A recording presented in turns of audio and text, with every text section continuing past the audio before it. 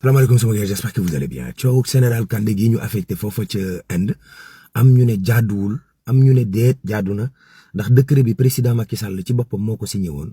wàcc ko fi waaye bu dàppee ne jaaduwut moom général Kandé mën na songu décision justice boobu ca kanamu yoon. waaw Ousmane Sonko dal ne fi mu ne nii aji Makka gi ñu dëkkmal bu amee benn gàllankoor ay bopp daan rot. moom Ousmane Sonko ne dina topp 45 milliards yi ñu fi ne woon waa ministère de l'environnement dañ ko jënde woon dégg nga am ay ngànnaay ay armes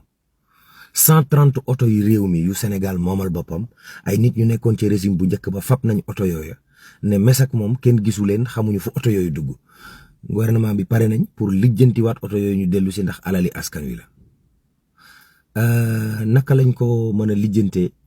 kon am na ci gouvernement bi fi nekkoon ñoo xam ne ci administration bi état bi daf leen doon fay seen xaalis viréel leen ko ba noppi ñu ñëwaat fi ñuy wàññee xaalis billetage ñu fayaat leen benn nit di fayee ko ñaari yoon jéggi na dayoo koy.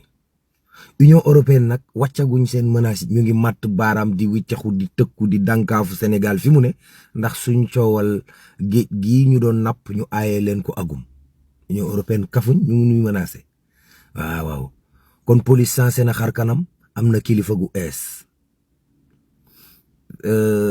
ñu nekk ci pénitence bi it am nañ kilifa gu ees Cheikh Omar Diagne nee na daa bëgg a tabax jàkka biir palais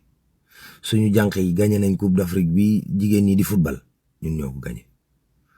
xar mi soble seeg